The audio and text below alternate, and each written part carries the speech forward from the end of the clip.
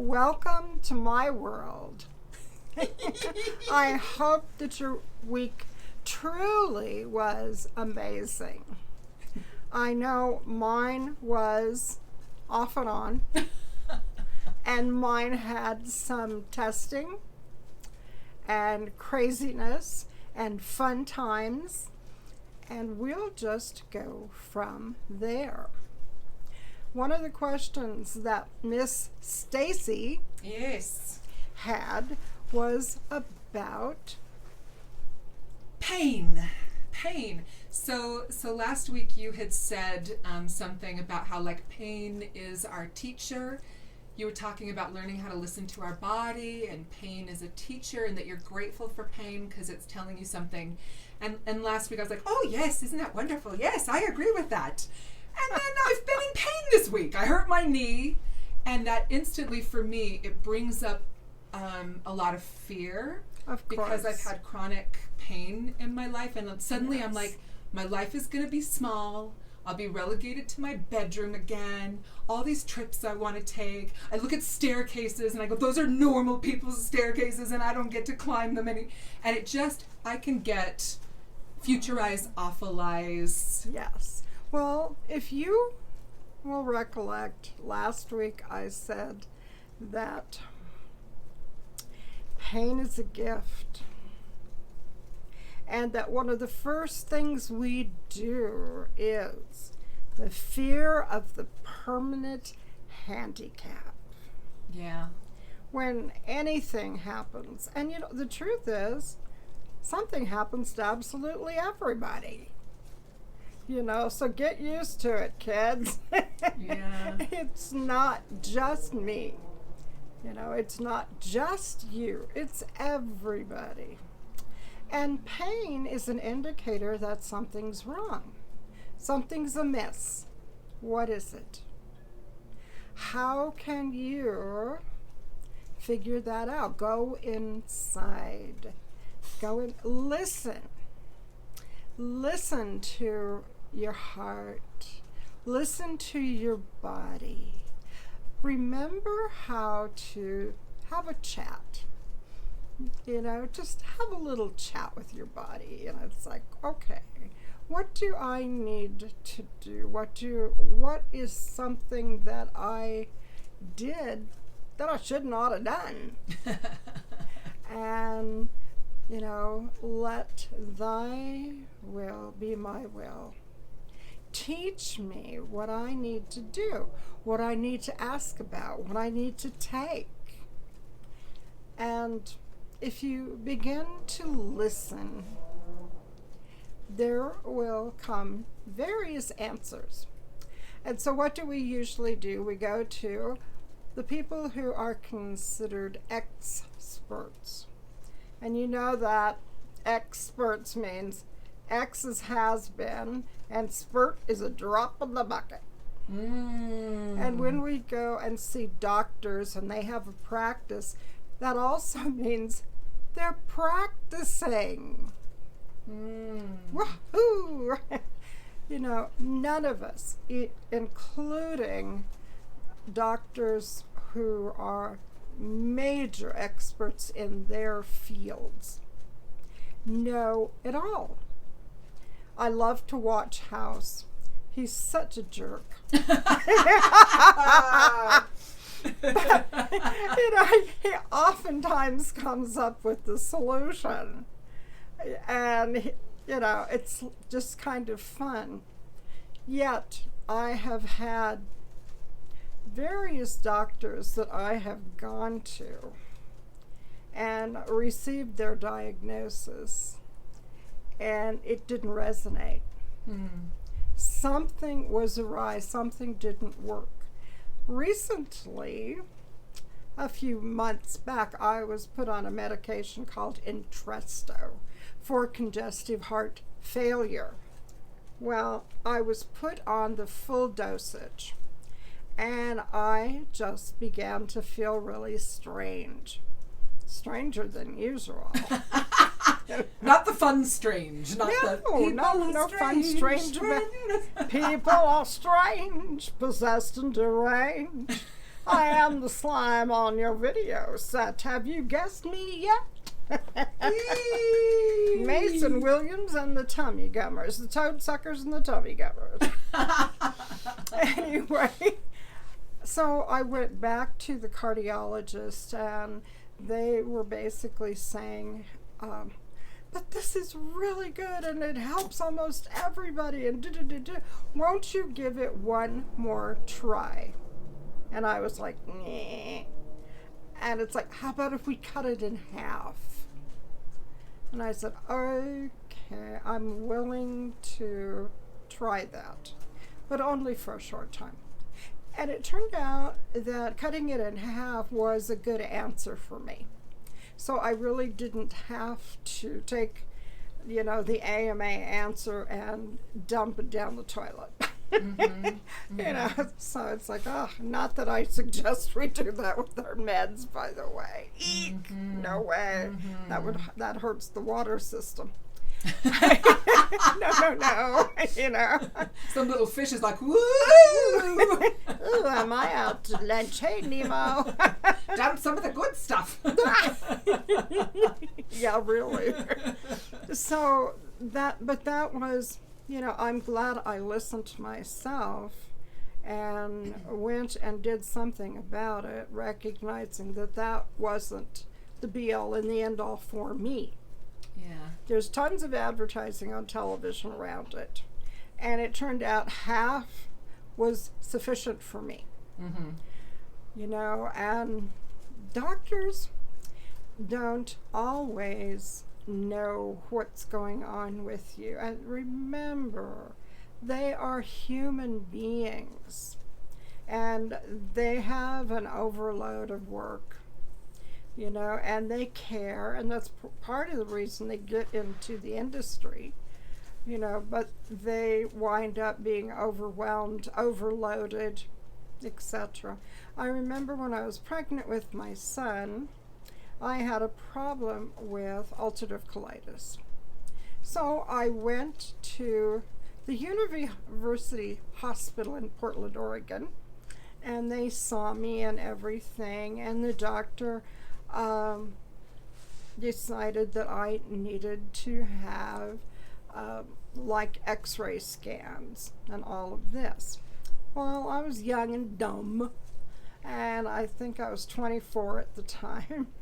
And so I took the medicine, took it home, cleaned myself out, came back, went to the x-ray room and the x-ray tech, and I got the gown on, laying on the table, and the tech is just about ready to push the button, and he goes, "Oh, by the way, is there any chance you could be pregnant?"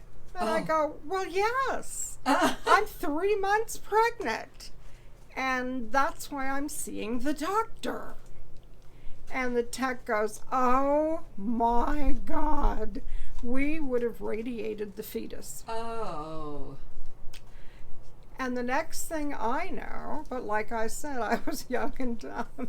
The next thing I know, I've got the director of the entire hospital, university hospital, calling me, asking me to come in because they want to apologize to me. I didn't realize that I could have, asked for something, made life uncomfortable for a few people, because so the truth is, it's not really my nature. Yet, that was the truth, It's like, okay. And I have had a number of issues like that where they have made an error. So, for Pete's sakes, realize that what they say may be good, may not be good. Listen to your body. Okay, listen. And that is one way that, pain gave me some answers like, no, this is not what you're supposed to do. Okay. So kind of piggybacking on what we talked about last week about learning to listen.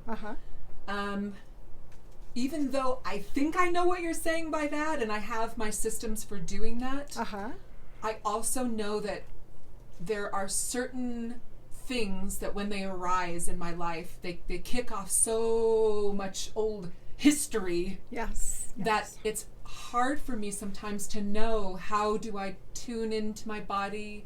How do I hear what my body is saying, larger than what my fearful brain is saying? Right. And I think that's something potentially a lot of people can identify with. And you, as someone who has dealt with chronic pain, right. What do you do if you have these kinds of issues that resurface, whether they're physical or financial or relationship or whatever the area is? Right. What do you do to get below fear? Well, first of all, it's like, get the facts. You know, Byron Katie wrote a book about Is It True? And the 4 questions.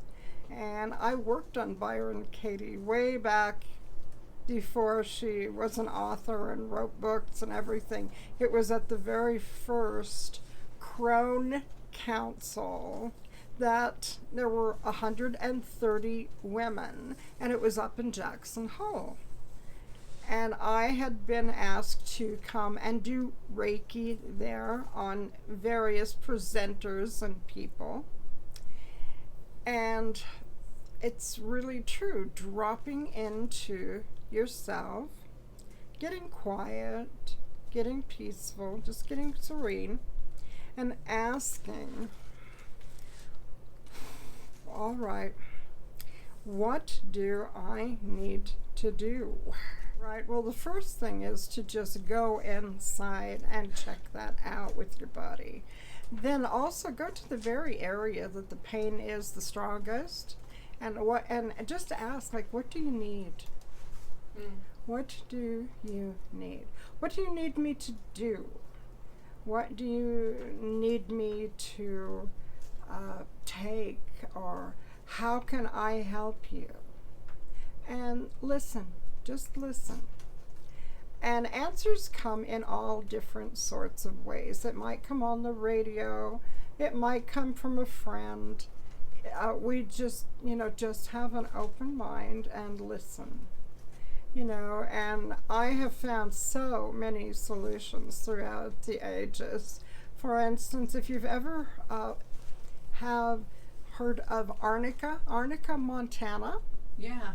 All right, that is an herb that has been around for thousands of years. And it comes in gel form, or it also comes in homeopathic remedy of the little white caps one puts under their tongue. Okay? It is very good for bruises if you've hit yourself.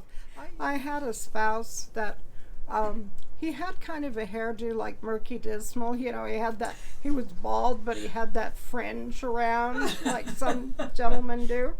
And he would get out of the car and forever bump his head on the trunk, on the lid, on something.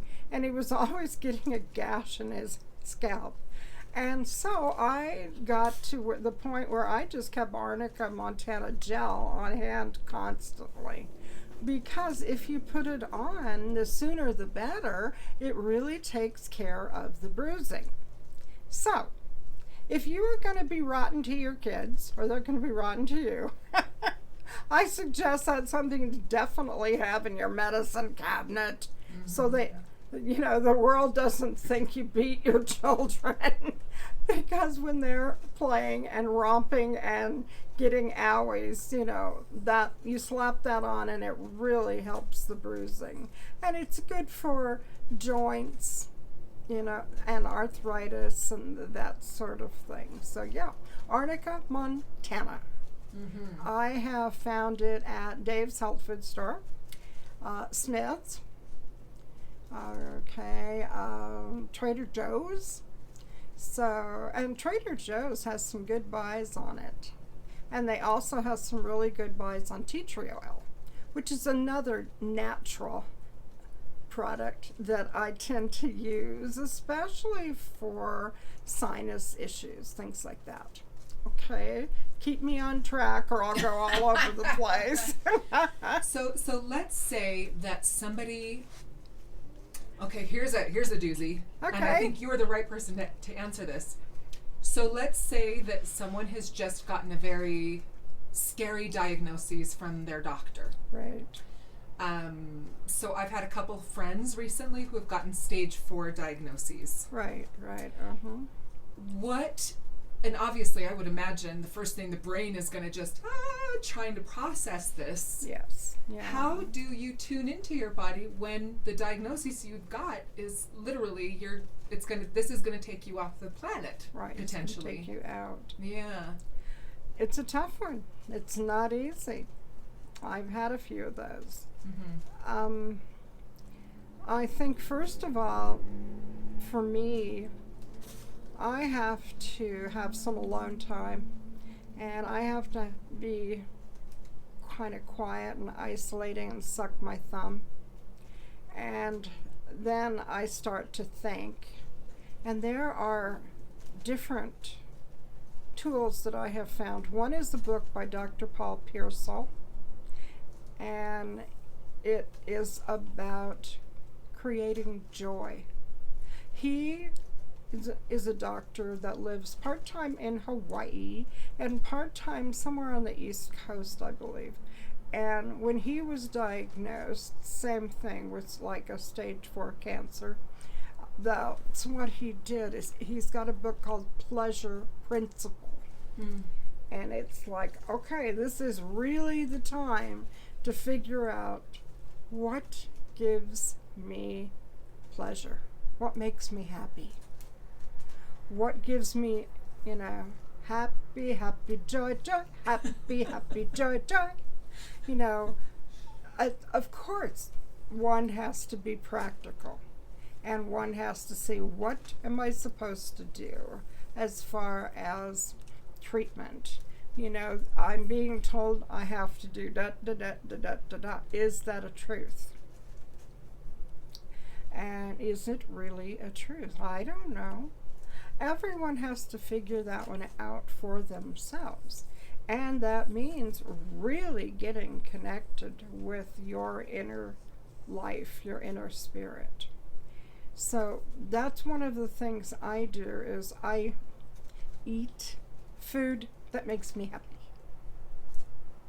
All right. I used to try to follow all of the restricted diets, and I was miserable. Sometimes chocolate or ice cream can be much healthier for you than broccoli. What? I know, hard to believe. What? You heard it here, folks. You heard revolutionary medical advice. No.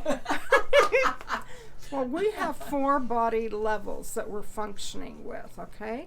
Mental, emotional, physical, and spiritual. All right? Oftentimes, we will address merely the physical. And if that's all you address, then those other 3 body levels have a tough time. Sometimes we need to eat the ice cream or the chocolate in order to bring about the endorphins, the serotonin levels, so that we do feel some happy. And also it gives us a modicum of some sort of control. When you get a diagnosis like that, we feel absolutely no control. Yeah. I'm going to die. We're all going to die. Everybody's going to die. When we feel absolutely no control, then life becomes not tragic, becomes unfun, and and this is what I've got to do, and and it's like, is that a truth? If one gets a diagnosis where it's like you've got days, weeks, months, do what satisfies you. Do what gives you pleasure. Oftentimes we find, and we've seen this all over the planet, when people are emotionally, mentally happy, they might last longer. And we don't do it in order to last longer. We do it because, darn it feels good. Okay? And if we try to follow all the rules and regs, there may not be right for us. It may not be the perfect thing to do. Yet each individual must listen to themselves, do what they need to do internally, and really get it, okay? We talked last week about how do you know if something is right for you. Yeah. If you feel warm fuzzies, if you feel happy, if you feel lightness of being, if you feel some laughter coming on, okay, that is going to be probably the journey, the road to take. If you feel heavy and miserable and sad and grief, that probably is not a real happy thing. You know, so if you feel that it's right for me to take this particular type of therapy, do it. Okay? And then pat yourself on the back afterwards for doing it. And do something beautiful for yourself, something lovely, something that only you know how fabulous it is for you. I sing a lot, and I love to sing. I do a lot of music, you know, and I find that music can really make me feel deeply. I will play old-time songs from Europe and reminisce and have memories. And yet it's a pleasure. It reminds me perhaps of old times in guest houses or old German festivals, you know, Fasching.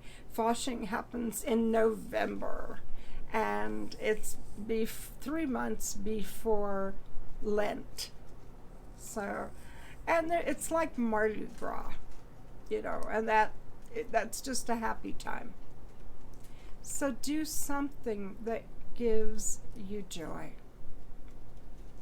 I was fascinated to watch you navigating the time leading up to open heart surgery and making peace with the fact that you might be transitioning off the planet.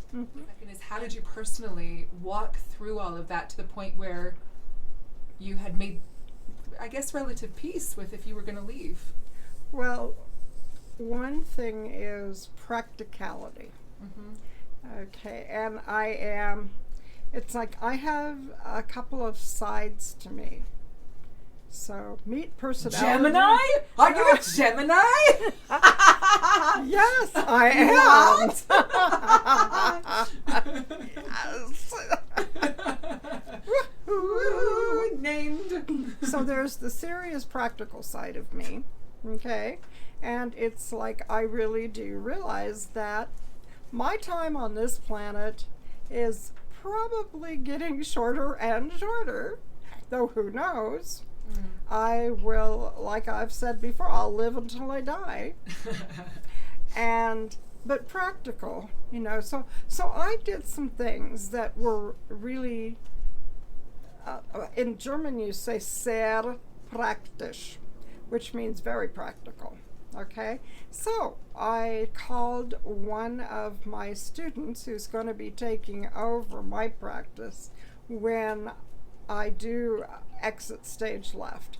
And I asked him to come into my apartment when I pass and to rent a storage unit and take everything out of my apartment within a day or two and put it in a storage unit, okay?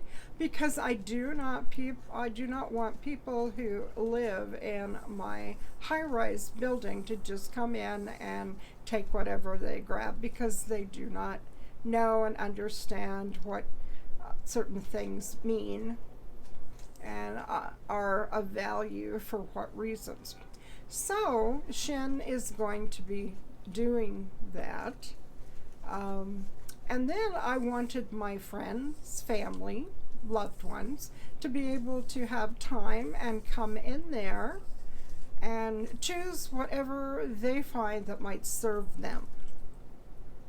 And my son would get first dibs on whatever makes him happy, but my friends and students, whomever, that's what I would wish. So I made that arrangement.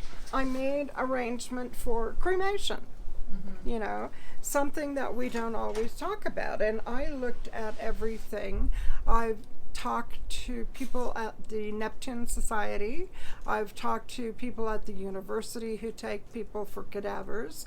I've looked at burial plots. I've looked at cremation, etc., etc. And I figured out what is the best, and I got it taken care of and paid for. Okay?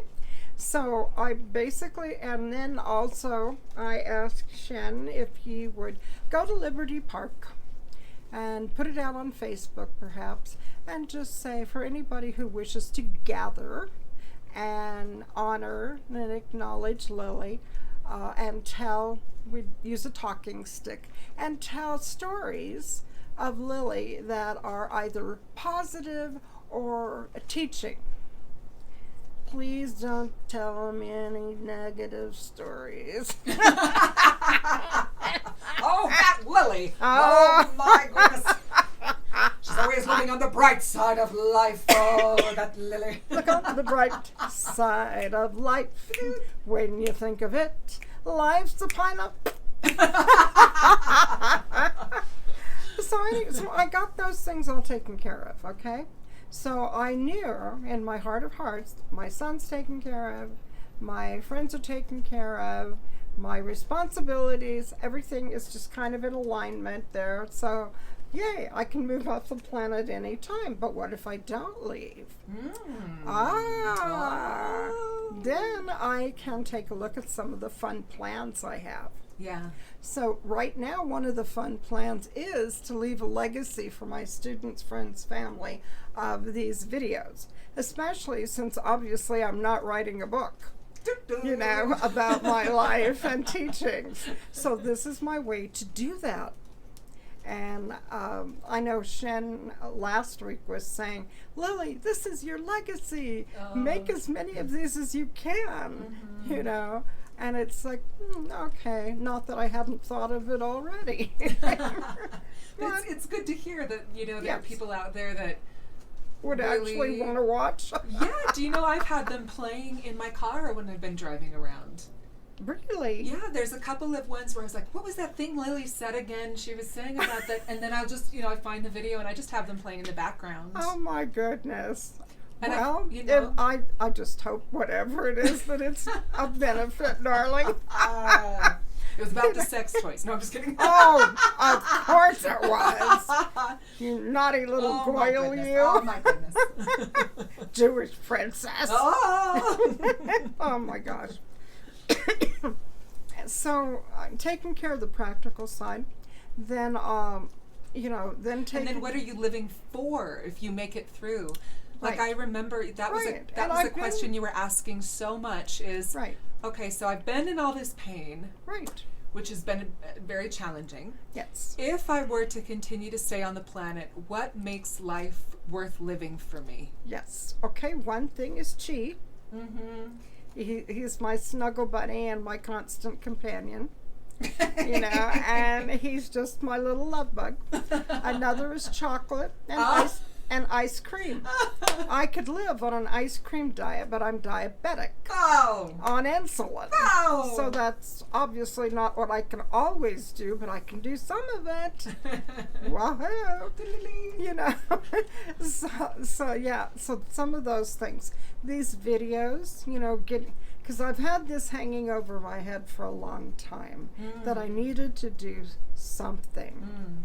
And even Martin Silverwolf and the community down there years ago had told me that I needed to do something before I exited stage left. So this is a spiritual task in a big way. Okay, so it's not merely that I want to, you know, put myself out there in an egoic fashion. Yeah, look at me and all my knowledge. Oh boy, oh boy. And my cute outfits. Let's not forget that. Oh yes, my cute outfits and my darling dog. Yes. No. You know, so then I got a trip in June that I'm going to Oregon to my goddaughter's wedding, and I'm thrilled about that. And I will go to Lava Hot Springs and soak in a tub. You know, I'm going to do the trip driving slowly so that I can just see the scenery and the beauty, see a few friends. So that's one thing.